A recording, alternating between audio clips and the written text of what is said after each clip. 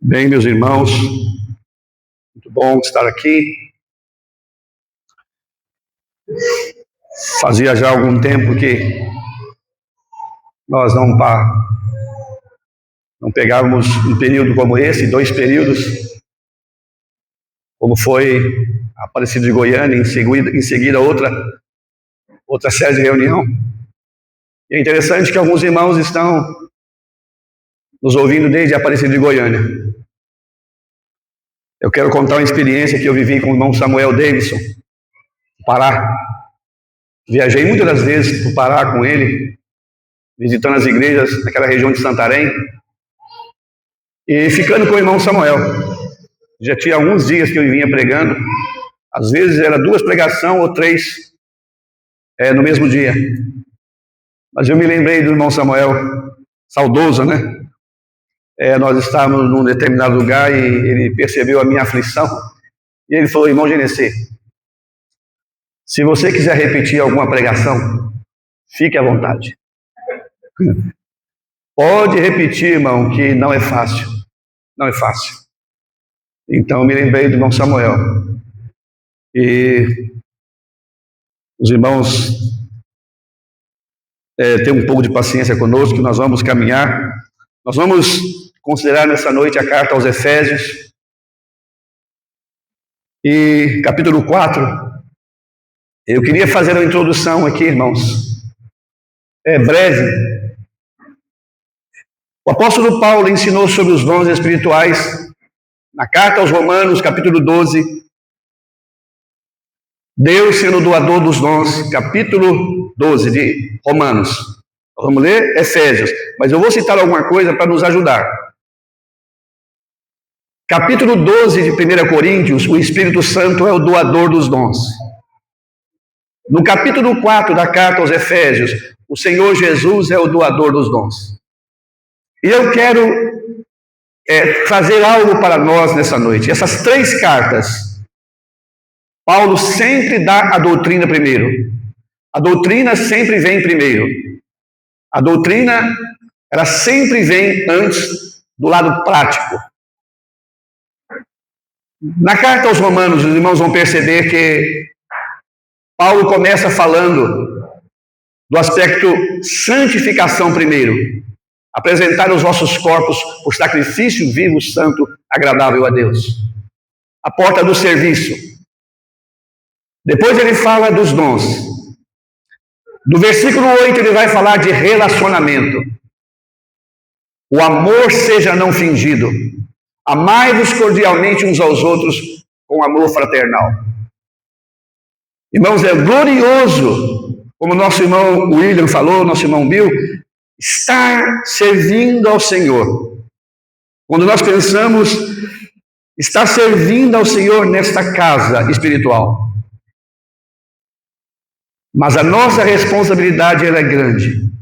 Então vamos pensar, eu citei Romanos, falando do aspecto prático, relacionamento. É necessário uma vida de relacionamento nesta casa. Somos chamados família de Deus, concidadãos dos santos. Agora somos da família de Deus.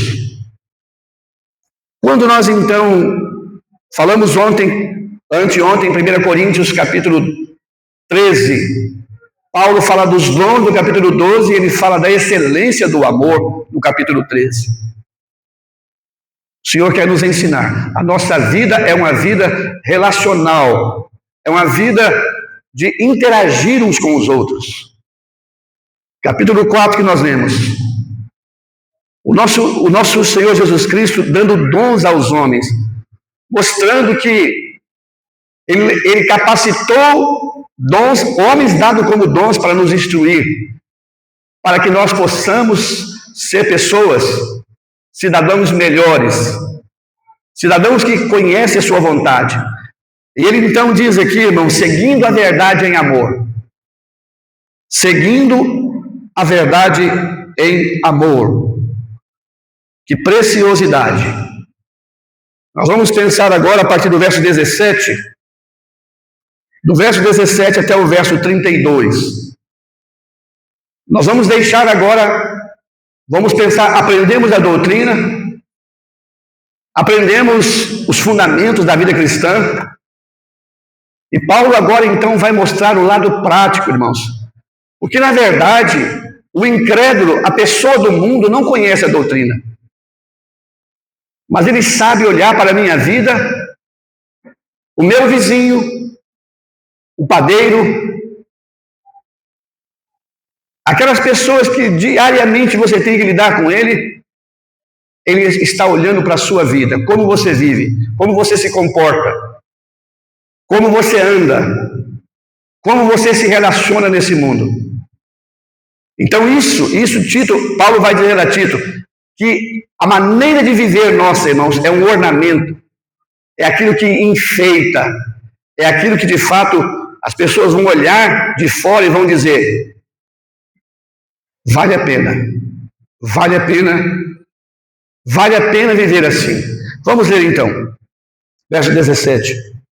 E digo isto e testifico no Senhor, para que não andeis mais como andam também os outros gentios, na vaidade da sua mente, entenebrecidos no entendimento, separados da vida de Deus pela ignorância que há neles, pela dureza do seu coração, os quais, havendo-se perdido todo sentimento, se entregaram à dissolução, para com avidez cometerem toda a impureza. Mas vós não aprendestes assim a Cristo. E se é que o tendes ouvido, e nele fostes ensinado como está a verdade em Jesus, que quanto ao trato passado, vos despojeis do velho homem, e se corrompem pela concupiscência do engano, e vos renoveis no espírito da vossa mente, e vos revistais do novo homem, que segundo Deus é criado em verdade, justiça e santidade. Por isso, deixai a mentira, e falai a verdade cada um com o seu próximo, porque somos membros uns dos outros. Irai-vos e não pequeis, e não se ponha o sol sobre a vossa ira. Não deis lugar ao diabo. Aquele que furtava, não furte, mas antes trabalhe fazendo com a mão o que é bom, para que tenha o que repartir com o que tiver necessidade. Não saia da vossa boca nenhuma palavra torpe, mas só a que for boa para promover a edificação, para que dê graça aos que a ouvem. E não entristeçais o Espírito Santo de Deus, no qual estáis selados para o dia da redenção. Toda amargura, e ira, e cólera, e gritaria, e blasfêmia, e toda malícia, sejam tiradas de entre vós. Antes, sede um para com os outros benignos, misericordiosos, perdoando-vos uns aos outros, como também Deus os perdoou em Cristo. É o que nós queremos ficar como leitura, confiar no Senhor para nos ajudar para esse tempo de instrução e meditação. Amém.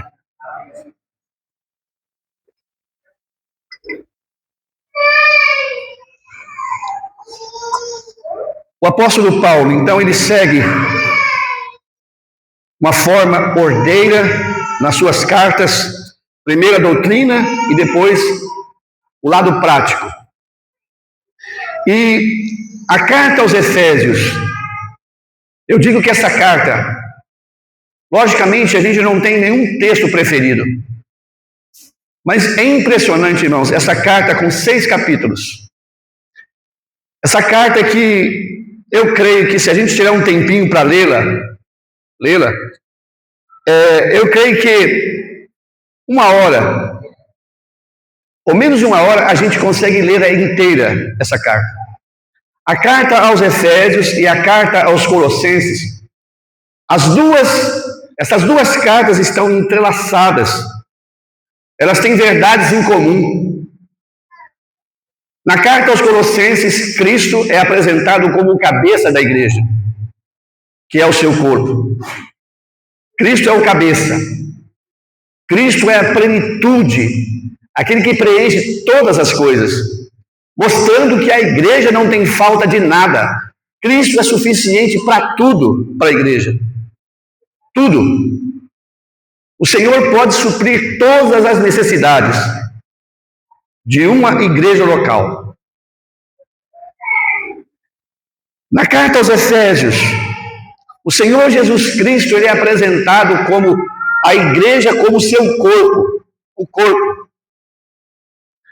E é muito interessante, irmãos, esse detalhe da carta, porque esses homens chamados como dons dados como pastores, evangelistas e mestres, esses dons vão servir ao corpo. Esses dons não têm um espaço de restrição. Esses dons, eles podem ser atuantes em todos os lugares. Não tem restrição. Um evangelista, ele é evangelista aonde ele estiver. Ele vai ter o seu campo de atuação aonde ele for. Os nossos irmãos dotados por dons, como pastores, aonde eles estiverem, eles vão exercitar esse dom. Diferente dos outros dons. Os nossos irmãos chamados para o presbitério. O presbitério é aqueles a quem o Senhor levanta num determinado lugar para servir a uma igreja local, restrito a um lugar. Então essa carta ela é sublime, ela é muito preciosa. Então Paulo deu a doutrina, apresentou agora o lado prático dessa verdade. Então quando Paulo começa a partir do 17, e ele vai, irmãos, até o versículo 9 do capítulo 6, dando instruções práticas que todos nós precisamos na nossa vida cristã. Então Paulo começa falando com eles, lembrando eles, e digo isso e testifico no Senhor, para que não andeis, mas como andam também os outros gentios. A igreja em Éfeso, irmãos, ela foi formada por judeus e gentios. Judeus e gentios, lá no capítulo 19 de Atos. Vamos dar uma olhadinha? Nós vamos ter mais alguns dias para olhar capítulo 19 de Atos.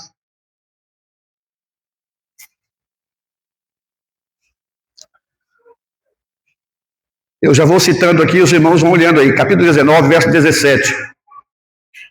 Então, aqui é o início, aqui é a conversão, aqui foi o dia em que eles foram salvos. Versículo 17. E foi isso notório a todos os que habitavam em Éfeso, tanto judeus como gregos. Observou bem? Judeus como gregos. E caiu o temor sobre todos eles, e o nome do Senhor Jesus era engrandecido. E eu queria que você observasse uma coisa. E muitos dos que tinham crido vinham confessando e publicando seus feitos. O primeiro grupo aqui são judeus. Os primeiros que entenderam o evangelho são judeus. A conversão sempre será seguida pela fé de crer no Senhor Jesus.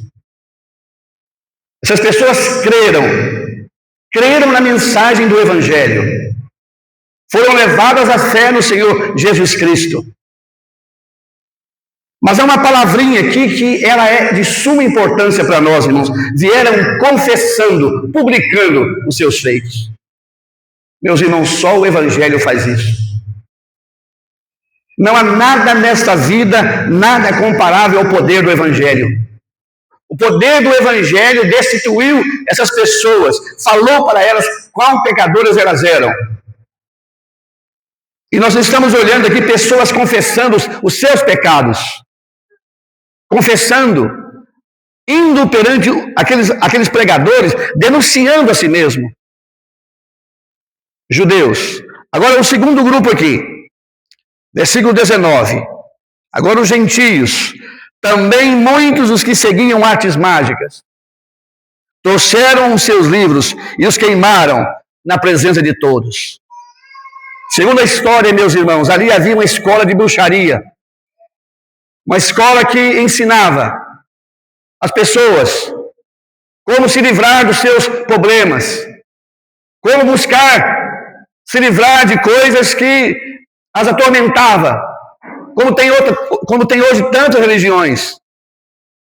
E essas pessoas ouviram o Evangelho e depositaram confiança salvífica no poder do Evangelho. E eu quero falar algo. O Evangelho faz duas coisas conosco. O Evangelho nos salva.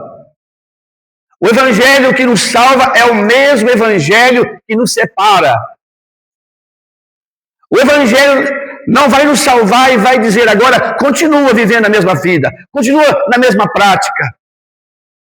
Eu estou olhando aqui essa figura.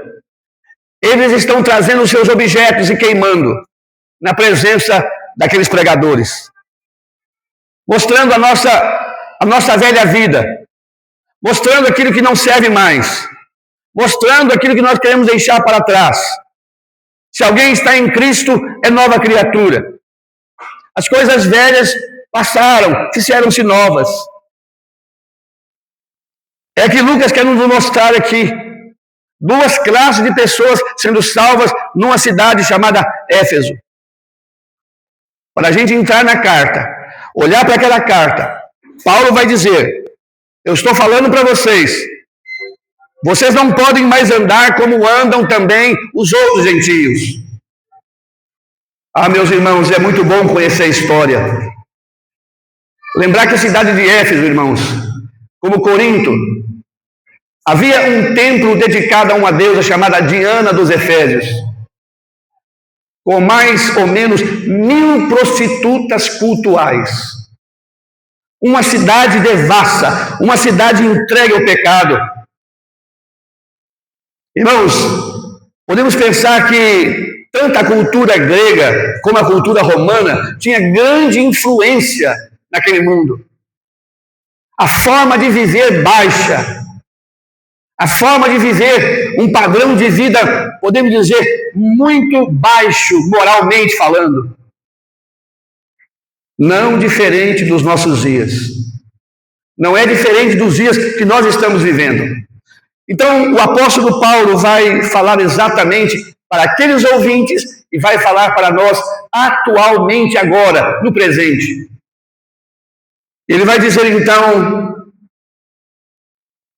uma outra coisa que quero destacar aqui, irmãos, esse verbo andar aqui, esse verbo andar, Paulo vai dizer, não andeis mais como andam os outros gentios. Paulo está mostrando o andar que vai revelar o tipo de caráter, o caráter da pessoa, o andar que revela quem nós somos, sem palavras, nosso caráter, nossa vida. Então, se você olhar, olha bem, capítulo 2, no capítulo 2 ele vai dizer, e que noutro tempo andastes, verso 2, noutro tempo andastes segundo o curso do mundo, segundo o príncipe desse mundo, segundo o príncipe da potestade do ar, do espírito que agora opera nos filhos da desobediência. Esse era aquelas pessoas antes da salvação, antes de conhecer a Cristo. Agora, no versículo 10, Paulo vai dizer, porque somos feitura sua, criados em Cristo Jesus para as boas obras, as quais Deus preparou para que andássemos. Eu quero destacar essa palavra andar, e o que ela quer dizer, o que Deus está esperando. Paulo está desejando transmitir àqueles irmãos essa verdade tão solene, tão sublime. Deus está interessado na minha vida como um todo. Ele não comprou, irmãos, cadeira, ele não comprou móveis, ele comprou pessoas. Você tem escolha, sentimento. Você não é um robô. Deus comprou pessoas. Vocês foram comprados por preço, diz Paulo em 1 Coríntios 6:19. Porque fostes comprado por preço, glorificai, pois, a Deus no vosso corpo. Deus está interessado no meu ser por inteiro. Então, quando Paulo diz aqui, não andar como andam os outros gentios, na vaidade da sua mente. Interessante, irmãos, como a nossa mente, nós éramos controlados por nossa mente, nossos pensamentos. Paulo está mostrando que, independente de ser intelectual, ser formado, ter conhecimento intelectual, ter faculdade, doutorado, independente disso, os homens são iguais em todas as camadas da sociedade, em todos os lugares. Verso 18, ele diz, entenebrecidos no entendimento, irmãos. A mente obscura. Irmãos, o que nós estamos olhando, vivendo para ver hoje, podemos dizer por meio da comunicação, jornais, informações que nós recebemos, exatamente na sociedade lá em cima, tratando-se de pessoas de formação intelectual altíssima, em todos os setores, os pecados que são declarados são coisas das mais absurdas. Mas uma das coisas que se divulgou nesses últimos tempos aqui no nosso país é a maneira como pessoas saem de um outro país para vir no nosso país em busca de vida fácil, de vida, eu diria, prazeres de caráter moral, sexual, especialmente nos estados do norte. Pará. Abuso de crianças. Ouvimos falar de pedófilos em todas as áreas, especialmente nas camadas mais altas. Em todos os setores mais altos. Irmãos, entenebrecidos no entendimento, separados da vida de Deus. E eu queria destacar aqui que essa vida que Paulo fala aqui não é a vida bios, da biologia, a vida, podemos criada por Deus, na natureza, na vida animal. A vida de Deus aqui é zoé, é vida de Deus. Só Deus pode transmitir. Só Deus pode dar essa vida. E é por isso que esse mundo que nós vivemos nele, Rio Verde, Maringá, eu diria, essa sociedade podre, fedorenta, aonde nós estamos vivendo, ela cheira carniça. Me permite dizer isso, irmãos, porque é o que nós estamos vivendo, uma depravação do ser humano. Irmãos, nós andamos nas ruas e nós vemos coisas que antigamente ofendia a opinião pública. Forma de viver, forma de vestir, forma de falar, uma depravação. E creio que a semelhança de Sodoma, ou pior do que Sodoma, por causa da ignorância que há neles, pela dureza do seu coração, independente da questão intelectual, nas camadas mais baixas, nas camadas médias, nas camadas mais altas, é igual. O homem é igual. A depravação do homem é semelhante em qualquer lugar, em todos os tempos. Paulo está mostrando para nós, vamos Romanos, capítulo 1, Romanos. Paulo está falando de pecados em Roma.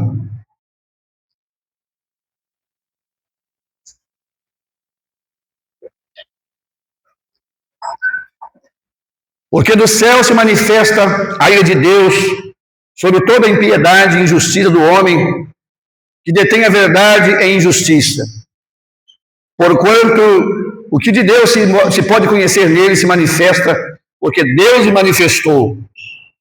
Porque as coisas invisíveis, desde a criação do mundo, tanto o seu eterno poder como a sua divindade se entendem e claramente se veem pelas coisas que estão criadas, para que eles fiquem inexcusáveis. Porquanto, tendo conhecido a Deus, não o glorificaram como Deus, nem lhe deram graças, antes em seus discursos se desvaneceram, e em seu coração insensato se obscureceu. Dizendo-se sábios, tornaram-se loucos, mudaram a glória de Deus incorruptível em semelhança da imagem de homem incorruptível, e de aves, e de quadrúpedes, e de répteis.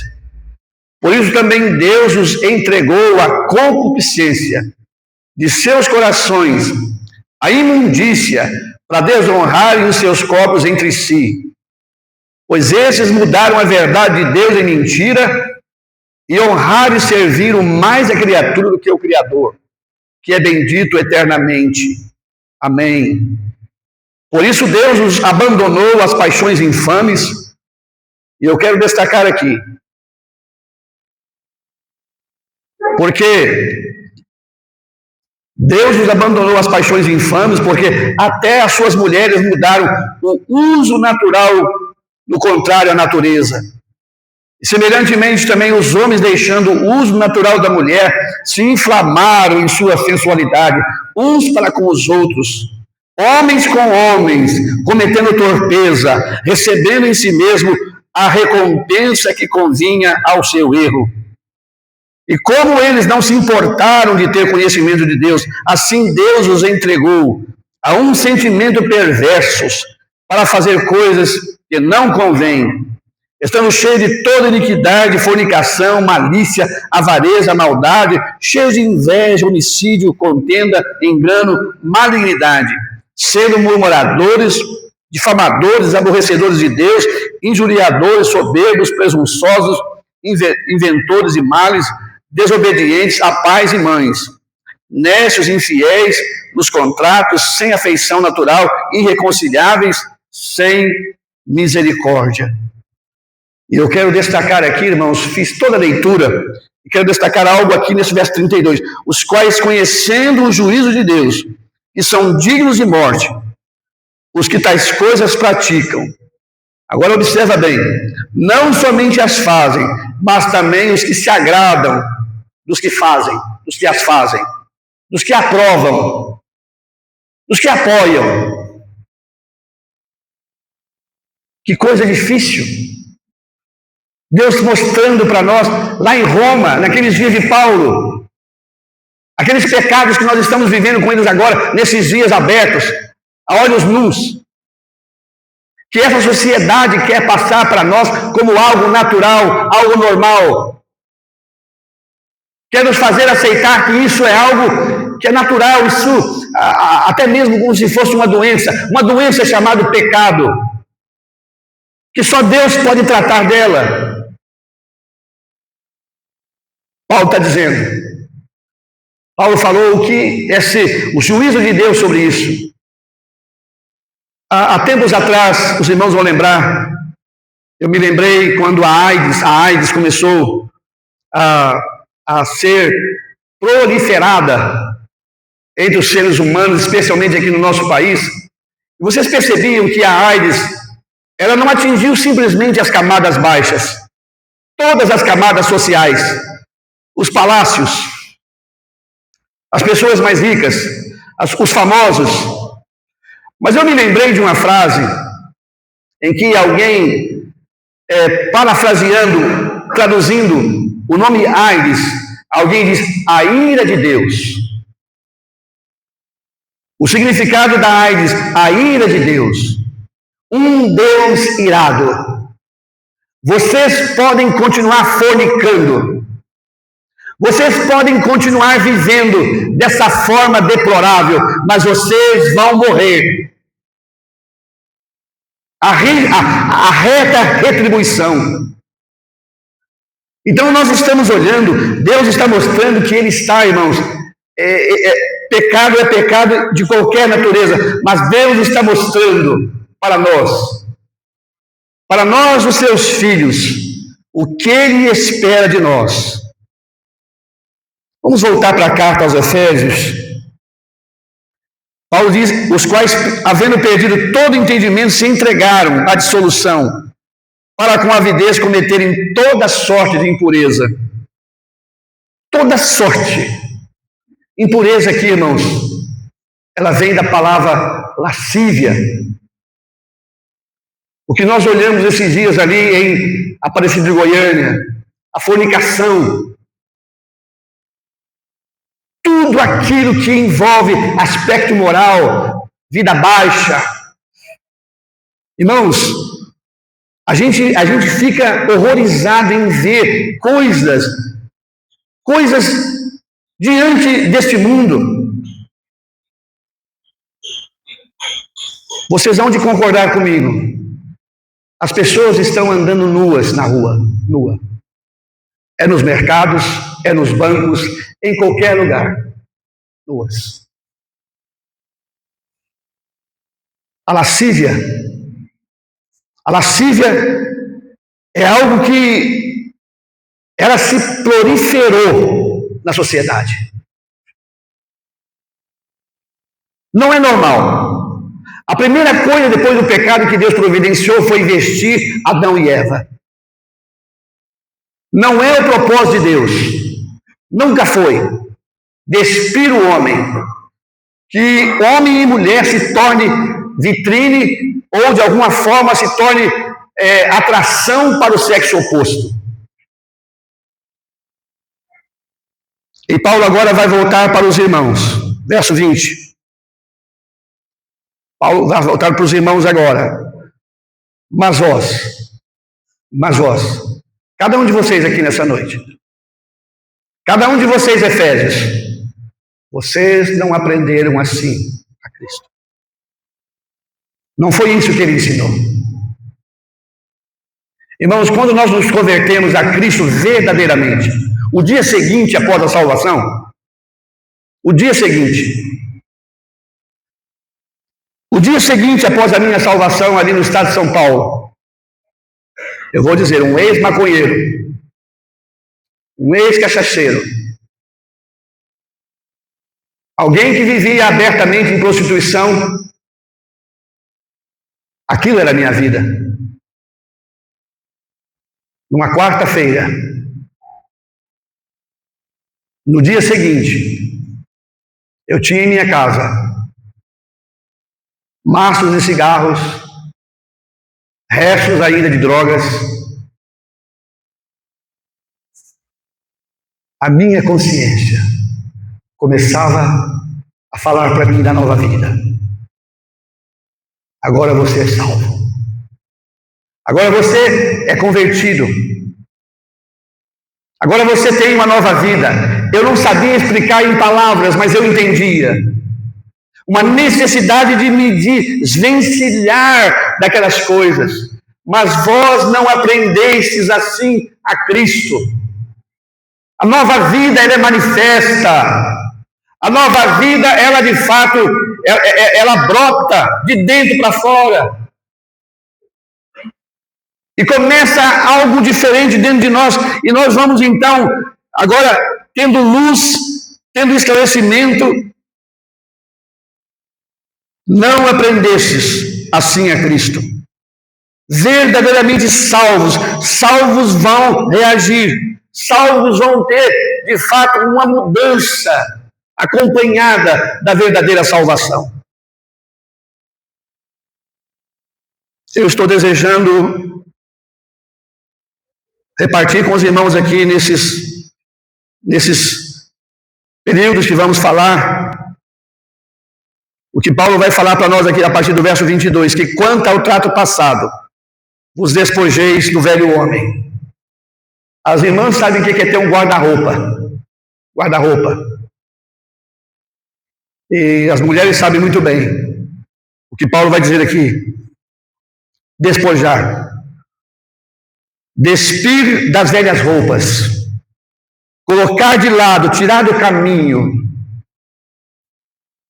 Provavelmente ainda há muito de nós, há muita coisa de nós, do velho homem ainda. Talvez haja coisa na nossa vida que pertence ao velho homem que nós ainda não deixamos.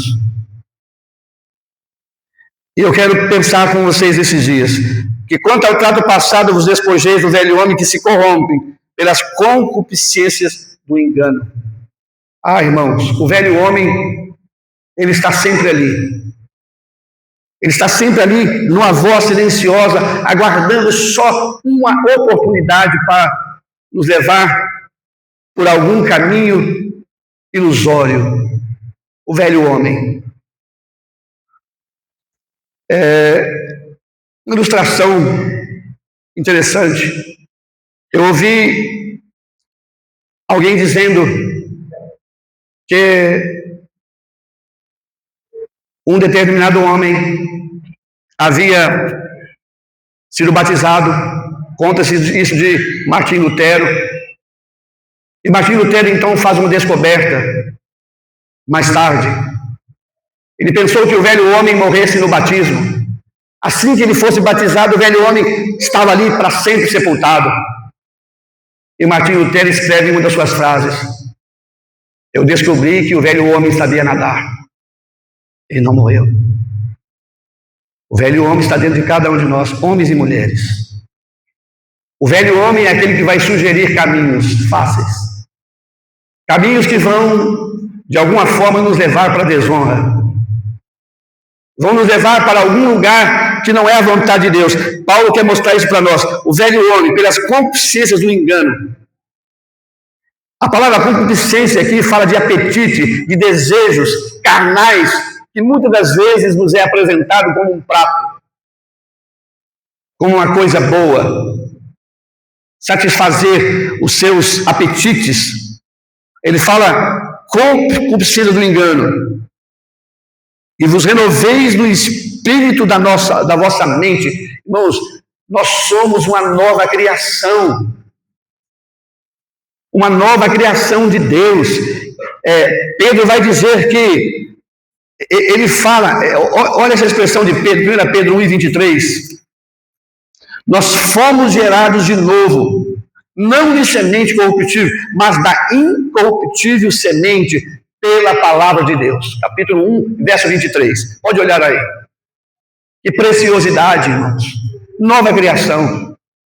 Então, permitindo Deus, nós vamos pensar, nós vamos subir eu quero pensar com meus irmãos, vamos subir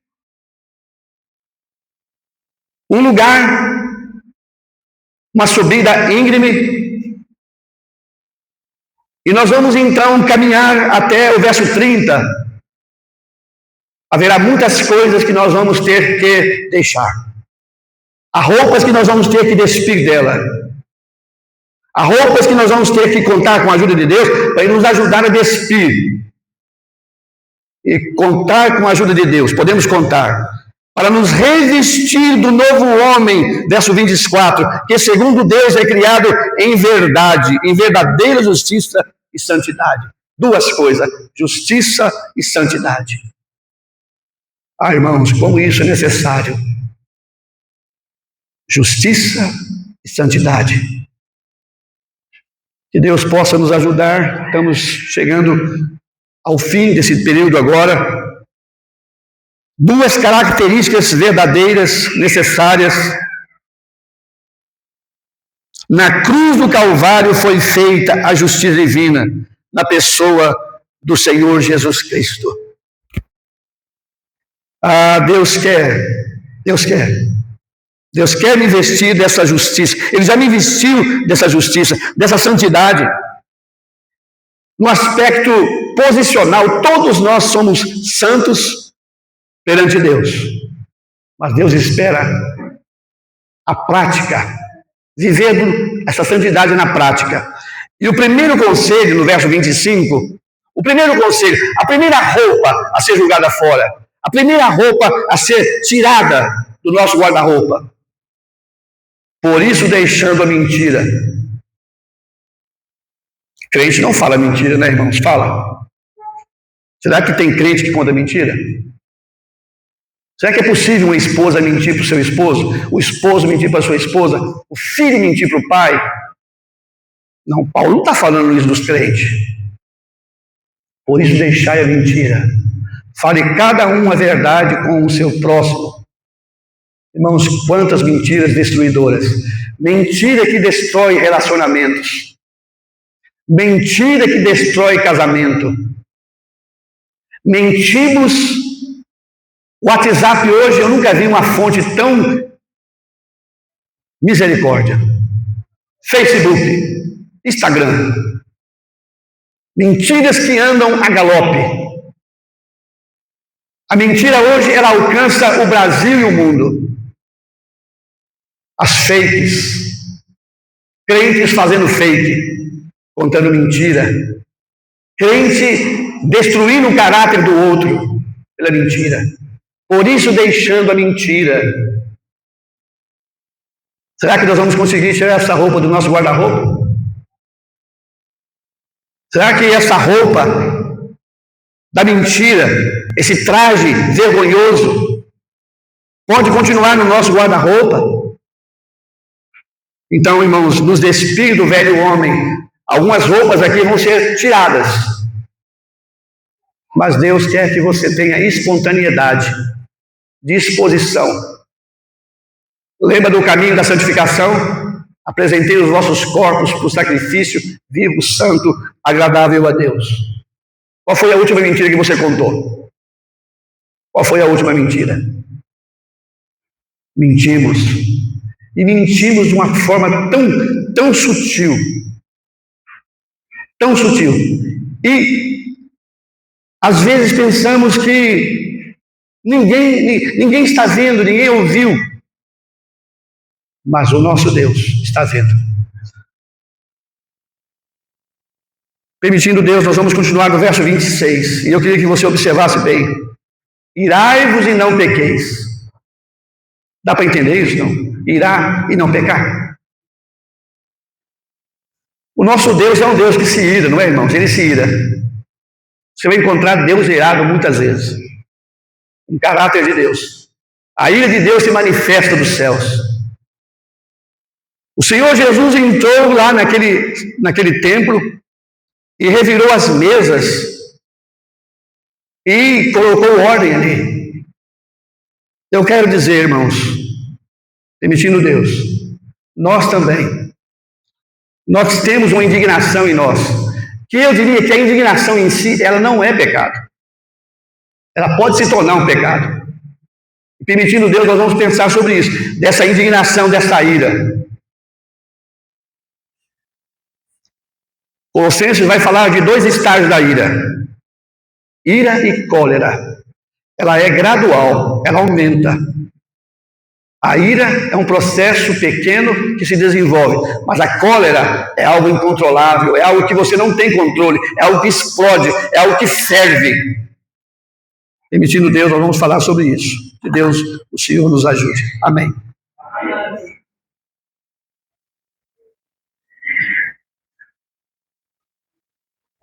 378